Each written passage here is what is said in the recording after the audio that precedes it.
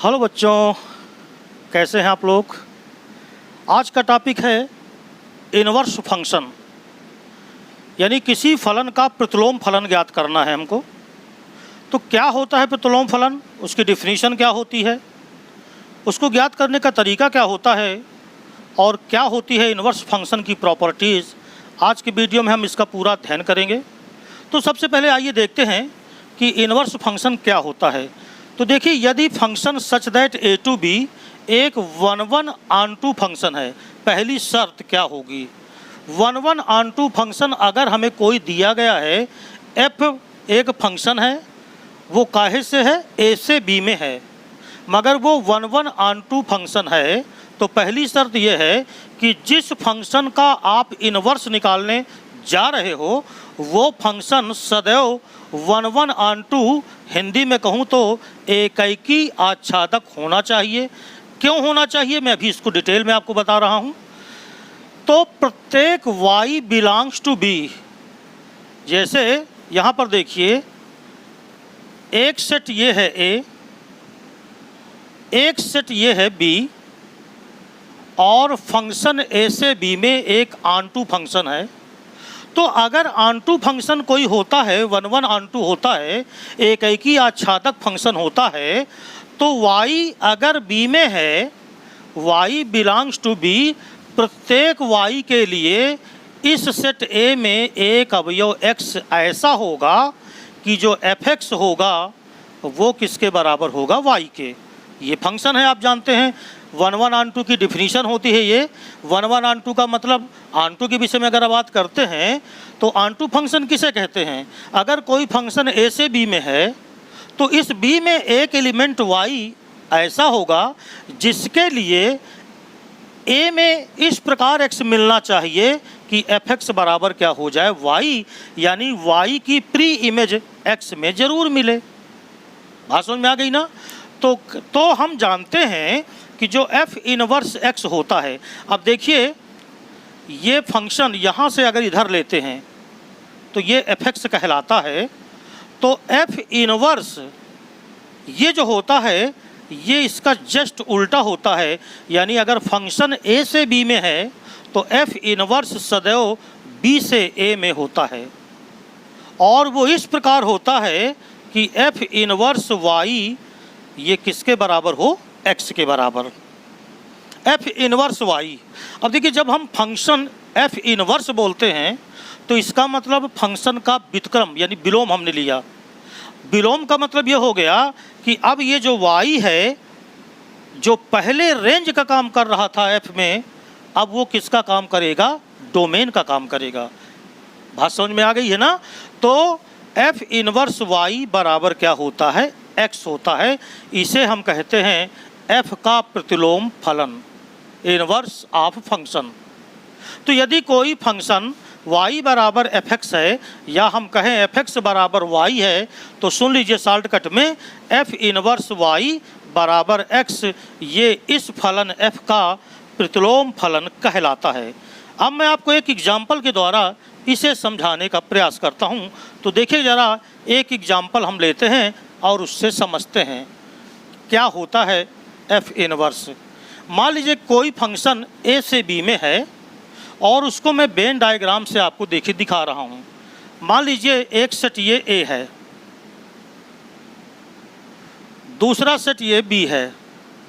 ये कोई function a से b में है, यहाँ है -1, 1, 2 और 3, और यहाँ है -2, 2, 4, 6।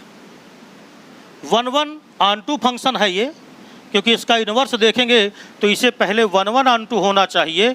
तो देखिए -1 की इमेज -2, 1 की इमेज है 2, 2 की इमेज है 4 और 3 की इमेज है 6। ये एक फंक्शन हमारे पास है जो फंक्शन है a से b में है। अब अगर इस फंक्शन की बात करें तो देखिए फंक्शन क्या है, इधर जो एलिमेंट दिए गए हैं इनके जस्ट डबल ये एलिमेंट हैं। -1 का दुगना -2 होगा, 1 का दुगना 2 होगा, 2 का दुगना 4 होगा, और 3 का दोगुना क्या होगा, 6 होगा।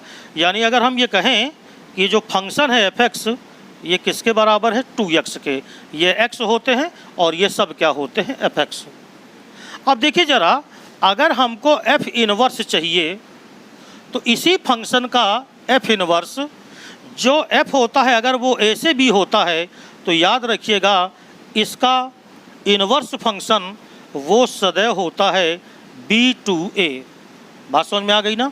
अगर कोई फंक्शन a से b में है तो उसका इनवर्स जो होता है वो होता है b से a में। इसका मतलब अब अगर हम इधर b बना दें और इधर a बना दें तो b से a में जो फंक्शन होगा उसे हम f इनवर्स से व्यक्त करेंगे। अब देखिए b इनवर्स में क्या है, -2, 2, 4, 6 और इधर था -1, 1, 2, 3। तो देखिए अब इस तरह इमेज मिलने लगेगी ऐसे, ये देखिए ये, तो ये f इनवर्स कहलाएगा। अब आप देखिए f इनवर्स x ये किसके बराबर आ रहा है, x/2 के। बात समझ में आ गई ना, f इनवर्स x। अब देखिए इस x को अगर हम y के बराबर मानते तो यहाँ f इनवर्स क्या लिख देते हम, y। लेकिन चूंकि ये सारे फलन x में है इसलिए हमने f इनवर्स क्या लिखा, x लिखा, और ये बराबर क्या आया, x/2। तो देखिए ये कहलाएगा प्रतिलोम फलन, इंग्लिश में कहते हैं इनवर्स ऑफ ए फंक्शन। तो इतनी बात समझ में आ गई। तो मैं एक बार आपको फिर से रिपीट कर दूं कि यदि कोई फंक्शन, ध्यान से सुनिएगा, यदि कोई फंक्शन f(x) बराबर y है तो इसका प्रतिलोम फलन f इनवर्स y ये बराबर क्या होता है, x होता है। बात समझ में आ गई, यही कहलाता है प्रतिलोम फलन। अब बात ये आई कि किसी भी फलन का प्रतिलोम अगर निकालना चाहते हो आप तो उस फलन को 1/(1)(2) क्यों होना चाहिए। आइए दिखाते हैं आपको कि 1/(1)(2) जो इसकी पहली प्रॉपर्टी है ये कि इसे 1/(1)(2) क्यों होना चाहिए। मान लीजिए मैं आपको उदाहरण के तौर पर एक फलन यहाँ दिखा रहा हूँ, जरा आप उसे गौर से देखिएगा। देखिए इधर ये है सेट A और ये है सेट B। -1, 1, 2, -2, 3, ये चलिए इतना ही लिए लेते हैं। यहाँ पर मैं लिखा 1, 2, 3, 4, 5, इस तरह मैंने ले लिया। अब देखिए अगर ये 1, 1 नहीं है तो क्या इसका इन्वर्स आएगा, यानी मैं इसको 1, 1 नहीं बनाऊंगा और (2) नहीं बनाऊंगा, क्योंकि जो शर्त है कि अगर कोई फंक्शन 1, 1, (2) होता है तभी उसका इन्वर्स मिलता है। तो यहाँ पर मान लीजिए -1 का इमेज 1 है, 1 का इमेज 1 है, 2 का इमेज 4 है, -2 का इमेज 4 है। तो देखिए ये फंक्शन ना तो 1, 1 है और ना तो (2) है, ठीक है ना। और ये हो गया function such that a to b। अब अगर आपसे कहा जाए कि इसका इन्वर्स ज्ञात करो तो इन्वर्स के लिए आप क्या बोलते हो कि फंक्शन b से a में हो जाए। यदि कोई फंक्शन a से b में था और वो फंक्शन हो जाए b से a में तो वो f इनवर्स कहलाता है, राइट है ना। तो देखो b में क्या क्या था, 1, 2, 3, 4, 5 और यहाँ था -1, 1, 2, -2। अब देखिए -1 का जो इमेज था वो 1 था और +1 का भी इमेज 1 था, यानी ये इस तरह था। ये देखिए ये, यानी 1 जो है वो -1 और 1, तो ये 1 जो है -1 और 1 इससे, इसी तरह 4, 2 और -2 से। अब जरा सोचो कि जो फंक्शन f इनवर्स तुमने लिखा such that b to a, क्या ये फंक्शन की परिभाषा को वेरीफाई कर रहा है। क्या थी फंक्शन की परिभाषा, function such that b to a। अब f इनवर्स एक फंक्शन ही तो है, तो f inverse is a function such that b to a। क्या है फंक्शन की परिभाषा, b के प्रत्येक अवयव का a में एक अद्वितीय इमेज मिलना चाहिए, यूनिक इमेज मिलना चाहिए।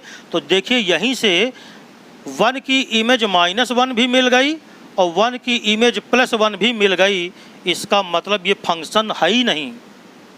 क्योंकि मैंने आपको ध्यान होगा बताया था कि फंक्शन में इधर से 1 मैनी तो हो ही नहीं सकता, मैनी 1 हो सकता है लेकिन 1 मैनी नहीं हो सकता। तो इधर देखिए 5 बच भी गया, यानी अगर फंक्शन ऑनटू नहीं है तो भी फलन की डिफिनीशन को पूरा नहीं करेगा, क्योंकि फिर इधर 5 बच जाएगा और अगर कुछ बच गया डोमेन में तो समझो कि वो फंक्शन नहीं है। इसलिए याद रखें, इनवर्स सदैव उसी फंक्शन का आएगा जो फंक्शन एकैकी और आच्छादक होगा, यानी 1 1 क्या होगा, ऑनटू होगा। अब बात आती है कि इनवर्स ज्ञात कैसे किया जाता है। तो अगर कोई क्वेश्चन आपके पास है और आपसे कहता है कि उसका इनवर्स ज्ञात कीजिए, तो देखिए मान लीजिए मैं आपको जो अभी इसके पहले एग्जाम्पल मैंने दिया था आपको, और वो एग्जाम्पल था f(x) = 2x। अभी मैंने आपसे कहा था function such that a to b, और वो था f(x) = 2x। अब अगर कहा जाए कि आप f इनवर्स ज्ञात कीजिए कि f इनवर्स क्या होगा, तो आइए मैं आपको बताता हूँ। देखिए अगर कोई फंक्शन आपको दिया हो और आपको उसका इनवर्स ज्ञात करना हो तो पहले आप उस फंक्शन को y के बराबर मानो। इधर देखो f(x) = 2x था, तो आप मानो कि y बराबर f(x) = 2x, यानी f(x) को किसके बराबर मान लिया, y के बराबर। अर्थात ये हो गया y बराबर 2x। पहला काम आपको ये करना है। बात समझ में आ रही है? किसी भी फलन का प्रतिलोम फलन ज्ञात करने के लिए दिए गए फलन को पहले y के बराबर मानिए। इसके बाद इस जो इक्वेशन आपको मिलेगा इससे आपको x का मान ज्ञात करना है। तो आपने x का मान ज्ञात किया y के पदों में, तो ये आया y/2। जब आप x निकाल लेते हो तो याद रखो वही f इनवर्स y होता है। मैंने पहले आपको बताया इसके पहले, ये जो x आया ये y बराबर 2x से आया, याद रखें। तो ये जो x मिलता है ये कहलाता है क्या, f इनवर्स y, यानी कि आपको जो मिला वो मिला f इनवर्स y बराबर y/2। इसलिए आपको चाहिए f इनवर्स x, तो f इनवर्स x बराबर, अब y की जगह पे x लिख दो तो x/2। ये देखिए यही पहले भी आया था। तो आप मेरी बात समझ गए। किसी का इनवर्स निकालना हो तो फंक्शन f(x) लिखा है तो उसको पहले y बराबर मान लो, है ना। y बराबर क्या माना, f(x). तो बताओ x बराबर क्या होता है, f इनवर्स y होता है। तो आप y बराबर 2x निकालोगे तो इससे जो x आएगा वो x किसके बराबर होगा, f इनवर्स y के। तो f इनवर्स y आपका निकल आएगा। और फिर आपको क्या करना है कि जहाँ पर y है उसकी जगह पर आपको क्या रख देना है, x रख देना है। अब इसके बाद इसकी प्रॉपर्टीज़ क्या क्या हैं, इसके प्रगुण क्या क्या हैं। तो पहला प्रगुण तो मैं आपको बता चुका कि इनवर्स के लिए मूल फंक्शन का 1 1 ऑनटू होना बहुत ज़रूरी है। यानी फंक्शन यदि 1 1 ऑनटू होगा तो फिर ही उसका हम इनवर्स ज्ञात कर सकते हैं। जो दूसरा प्रगुण है, आइए उसके विषय में अब हम बात करते हैं। देखिए जो दूसरी प्रॉपर्टी है इसकी बहुत ही इंपॉर्टेंट प्रॉपर्टी है। इससे हम इनवर्स फंक्शन निकालने की विधि विधि से हम जान जाते हैं। कह रहा है कि यदि कोई function f such that a to b है और दूसरा function g such that b to a है और दोनों फंक्शन 1 1 ऑनटू हैं। देखिए ये फंक्शन a से b में है और जो दूसरा वाला है वो b से a में है। दोनों फंक्शन 1 1 ऑनटू हैं, तो जो f(o(g) होता है वो i(b) होता है और जो g(o)(f(o) होता है वो i(a) होता है। i(b) क्या चीज़ है, आइडेंटिटी फंक्शन, तत्समक फलन, किस सेट पर, b पर। और i(a) क्या है, तत्समक फलन, किस सेट पर, a पर। समझना ध्यान से। देखो f(o(g) बराबर i(b) आया, अगर हम ये साबित कर ले जाएंगे तो इससे एक चीज़ और बहुत अच्छी आ जाएगी। वो ये आ जाएगी जो g होगा वो f का इन्वर्स होगा। मैं आपको इसको डिटेल से समझाता हूँ, आप ज़रा ध्यान से देखिएगा।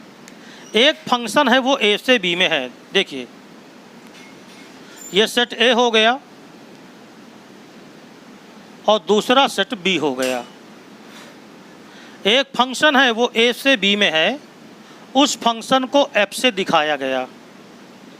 और देखिए इधर दूसरा फलन है वो बी से ए में है, देखिए इधर बी है ना, तो ये फंक्शन बी से ए में है ऐसे, और इस फंक्शन का नाम क्या है, जी। देखिए इधर जी, ये बात समझ में आ गई। अब सुनो जरा, अगर मैंने कहा कि एक एलिमेंट है एक्स जो ए में बिलोंग्स करता है, तो इस एक्स की इमेज यहाँ जो बनती है उसे एफ एक्स कहते हैं। बात समझ में आ गई कि नहीं आई? अब अगर हम इसको y मान लें तो f इनवर्स का जो यानी जो उल्टा g बन रहा है वो इधर इमेज बनेगी, इसको हम gy कहेंगे। ये x की इमेज fx कहलाती है। तो अगर फंक्शन b से a में होगा, ये फंक्शन b से काहे में है, a में, तो जो b में है वो y है, तो y की इमेज क्या बनेगी, gy। बात समझ में आ रही है ना? फिर से सुनो, एक फंक्शन a से b में है तो a के एलिमेंट की इमेज b में बनेगी, उस एलिमेंट को हम fx ही तो कहते हैं। तभी तो हम बोला करते थे y बराबर fx। तो fx को अगर y तुम कहते हो तो y की जो इमेज है वो g फंक्शन के लिए यहाँ बनेगी, जिसको gy कहेंगे। तो gy बराबर x और fx बराबर y। इतनी बात तुम्हारी समझ में आ गई वहाँ से? अब देखो इधर हम कह रहे हैं कि हमको GOF निकालना है। अच्छा चलो पहले इसी को लिख गए, ठीक है। तो ये बताओ GOFX x बराबर, आप जानते हो इसके पहले वाली वीडियो में मैंने कंपोजिशन ऑफ टू सेट्स बताए थे। तो बताओ GOF का मतलब क्या होता है, GFX क्या होता है, GFX। अब देखो fx किसके बराबर है, y के, इसका मतलब हम इसको लिख सकते हैं GY। अब जरा देखो GY किसके बराबर है, x के, तो ये क्या हो गया बोलो, GY को क्या लिख सकते हैं, x, तो ये किसके बराबर हो गया, x के। यानी जो GOFX आया वो किसके बराबर आया, x के बराबर आया, और ये x कहाँ पर है, a में है। इसका मतलब ये आइडेंटिटी फंक्शन IA के बराबर हो गया। बात समझ गए ना? तो मैं तुम्हें एक चीज़ और बता दूं, इससे क्या हमें फ़ायदा मिला। अगर कोई दो फंक्शन है और उनका कंपोजिशन आइडेंटिटी आ रहा है तो निश्चित है कि एक फलन दूसरे का इनवर्स फंक्शन होगा। एक फलन दूसरे का क्या होगा, इनवर्स फंक्शन होगा। चूँकि GOFX ये IA के बराबर आया, इसका मतलब f का इनवर्स कौन है, g है। इसी प्रकार आप FOG को भी निकाल सकते हो। FOG x बराबर, तो बोलो क्या होगा, इसको क्या पढ़ेंगे, FGX। FOG फॉग को FGX कहते हैं। और ज़रा देखो FGX नहीं बल्कि GY, FGY, क्योंकि ये GY है, तो FGY। और हम जानते हैं कि जो GY का मान है वो fx के बराबर है, और fx किसके बराबर है, y के। और याद रखिए ये कैसा फलन है, आइडेंटिटी, मगर y कहाँ पर है, b पर। इसका मतलब ये b के लिए कैसा फलन है, आइडेंटिटी फलन है। आपको मालूम है ना आइडेंटिटी फंक्शन किसे कहते हैं, fx बराबर x के बराबर हो जाए या fy बराबर y के बराबर हो जाए तो फलन क्या कहलाता है, आइडेंटिटी फंक्शन। तो याद रखना, यदि किन्हीं दो फंक्शन का कंपोजिशन वो आइडेंटिटी फंक्शन आता है तो एक फलन का दूसरा फलन जरूर इनवर्स होगा। यही इनवर्स ज्ञात करने का या इनवर्स सिद्ध करने का एक तरीका भी आपको मिलेगा। और अब हम बहुत इंपॉर्टेंट प्रॉपर्टीज़ की एक और लेके चलते हैं जो परीक्षा में बहुत इंपॉर्टेंट है। तो देखते हैं इसकी प्रॉपर्टी नंबर तीसरी क्या है। तीसरी जो प्रॉपर्टी है इसकी वो है क्या, देखिए दो फंक्शन हैं, function such that A to B, और एक फंक्शन है G नाम है जिसका, वो सच दैट B2C है और दोनों 1/(1)(2) हैं, यानी एक ही आच्छादक हैं, तो GOF का जो इन्वर्स होता है, याद रखना ये प्रॉपर्टी बहुत काम आती है क्वेश्चन लगाने में, GOF यानी G और F का जो कंपोजिशन है, GOF का जो इन्वर्स होता है वो बराबर होता है F inverse O G inverse. देखो ये मैंने इसका वेन डायग्राम बनाया है। एक फंक्शन है F जो A से B में है, दूसरा फंक्शन है G जो B से C में है। अगर A के एलिमेंट को मैंने X से दिखाया तो आप जानते हैं कि इसका जो इमेज होता है वो fx होता है, राइट है ना। उस fx को मान लिया कि किसके समतुल्य है, वो y के। तो अब y की इमेज कहाँ बनेगी, C में बनेगी, क्योंकि फंक्शन B से काहे में। इसको आप बहुत गौर से समझिएगा, यही कॉन्सेप्ट है। x की इमेज fx, उस fx को हमने क्या ले लिया, y। तो अब y की इमेज कहाँ बनेगी, C में, उसको हमने कहा gy, और gy को किसके बराबर मान लिया, z के। यानी हमने कहा कि यहाँ से दो चीज़ें, एक तो y बराबर fx है और एक तो z बराबर क्या है, gy। ये दो फंक्शन। अब जरा देखो, अगर मैं आपसे कहूँ कि GOF इनवर्स x क्या होगा, देखो जो GOF x है, याद रखिएगा A से C में डायरेक्ट जो फंक्शन होता है उसे हम GOF x कहते हैं, और GOF x ये किसके बराबर होगा, z के, राइट ना, क्योंकि A का जो एलिमेंट है वो है x और C में जो एलिमेंट है क्या है, वो z। तो A से C में जो फंक्शन बनता है वो A से B में और B से C का कंपोजिशन होता है, जिसे हम कहते हैं GOF x, और वो किसके बराबर होगा, z के। इसलिए अगर हम, ये पूरे में इनवर्स है, GOF इनवर्स, और यहाँ पर हम अगर z लिखेंगे तभी काम चलेगा, क्योंकि यहाँ पर x नहीं होगा, क्योंकि इसका जब हम इनवर्स लेंगे तो GOF इनवर्स z होगा। तो बताओ, अगर GOF x z के बराबर है तो GOF इनवर्स z ये किसके बराबर होगा, x के बराबर होगा। बात समझ में आ गई। अब जरा सुनो, दिस इम्प्लाइज दैट, हम ये जो x है इसको हम क्या लिख सकते हैं, x किसके बराबर है, जरा ध्यान से देखिएगा जरा। x का फंक्शन y, राइट है, y का फंक्शन कौन बना, फिर gy बना। तो ये बताइए, अगर इन दोनों को देखो तुम तो GOF इनवर्स z ये किसके बराबर है, x के। इसका मतलब GOF x ये किसके बराबर, z के। जैसे f इनवर्स y ये बराबर x के होता है, तो बताओ fx किसके बराबर, y के होता है। वैसे ही यहाँ GOF इनवर्स ये z के बराबर है, GOF इनवर्स z ये x के बराबर है। तो जब GOF इनवर्स इधर आएगा तो इनवर्स हट जाएगा, यानी GOF x, और ये किसके बराबर हो जाएगा, z के। अब देखते जाइएगा जरा, ये बताइए GOF x को क्या लिख सकते हैं, GFX लिख सकते हैं, ये किसके बराबर हुआ, z के। अब जरा देखो fx किसके बराबर है, y के, यानी हम इसको लिख सकते हैं gy, ये किसके बराबर, z के, सॉरी हाँ gy ये किसके बराबर लिख सकते हैं, z के। अब जरा देखो, यहाँ से अगर y बराबर निकालूँ मैं तो g इनवर्स इधर जाएगा, यानी इधर गया तो g इनवर्स क्या बन गया, z। एक बार फिर से पूरा समझिएगा, क्योंकि मैं जानता हूँ कि इसको हो सकता है दिक्कत तुम्हें हो रही हो। GOF inverse z, GOF x ये z के बराबर है, अगर इसको इधर ले जाएंगे तो इनवर्स हो जाएगा, यानी GOF इनवर्स z ये किसके बराबर हो जाएगा, x के। तो ये देखिए GOF इनवर्स z ये किसके बराबर, x के, इसलिए GOF x किसके बराबर, z के। बात समझ में आ गई।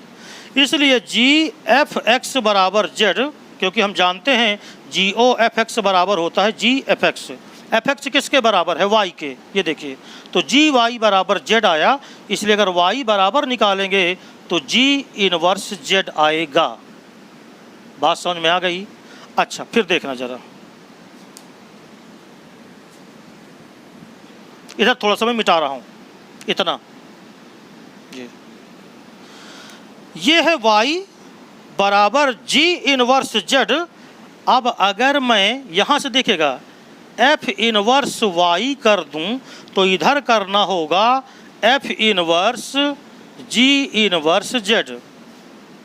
बस ये लाइन और ठीक से समझ लेना, f इनवर्स y ये बराबर होगा f inverse g inverse z, right है ना?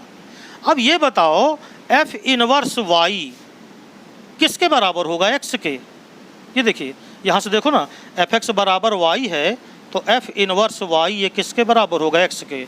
यानी जो x बराबर आया वो f inverse g inverse z आया, अर्थात x बराबर f inverse o g inverse आया।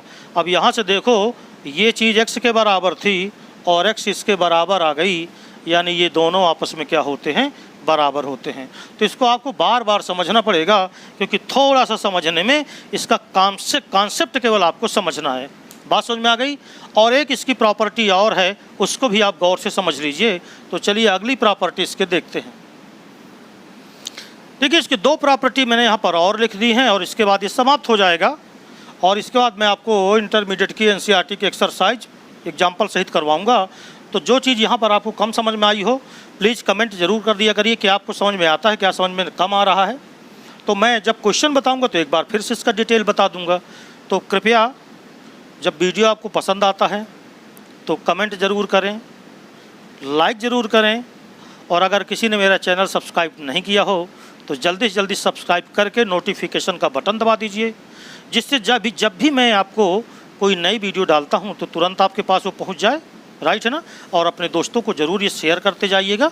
तो देखिए इसकी जो चौथी और पांचवी प्रॉपर्टी है वो ये है, किसी इनवर्स फंक्शन का अगर फिर से इनवर्स निकाला जाए तो फिर से पुनः मूल फंक्शन आ जाता है। बहुत ही इम्पॉर्टेंट है, सिद्ध करने को भी आ जाता है, क्वेश्चन में भी यूज होता है। तो f इनवर्स का फिर से इनवर्स निकालें तो वो f के क्या होता है? बराबर। दूसरी और लास्ट प्रॉपर्टी है f इनवर्स भी 1/2 होता है। तो ये तो आप कर लोगे और आप करके देखिएगा पांचवी प्रॉपर्टी, क्योंकि आप जानते हो कि जब हमको 1/2 सिद्ध करना हो तो 1/1 के लिए fx1 बराबर fx2 लेके चलते हैं। तो इनवर्स में आप इनवर्स f इनवर्स x1 बराबर f इनवर्स x2 लेके चलिएगा। हम इस प्रॉपर्टी को देखिए अगर आपको बताएं तो चूंकि आपको मालूम है कि अगर x बिलोंग्स टू a है तो आपको मालूम है कि जो fx होता है वो होता है किसके? y के बराबर होता है। तो यहाँ से ज़रा देखो, अगर f को इधर ले जाएं तो f इनवर्स y ये किसके बराबर हो जाएगा? x के। समझना ध्यान से। अब देखो अगर मैं फिर से इसको इधर ले जाऊं तो इधर y बचेगा, f इनवर्स का फिर इनवर्स x मिलेगा, मगर y किसके बराबर होता है? fx के। तो fx बराबर f इनवर्स का इनवर्स, राइट। अर्थात हम ये कह सकते हैं कि f इनवर्स का इनवर्स ये बराबर किसके होता है? f के। इसी के साथ इसकी प्रॉपर्टी हो गई समाप्त। और मैंने बहुत डिटेल बताया है, इस तरह का वीडियो आपको मिलेगा नहीं जल्दी इतनी प्रॉपर्टी बताने वाला, राइट है ना? तो ध्यान से पूरा वीडियो ज़रूर देख लीजिएगा। थैंक यू, नमस्ते।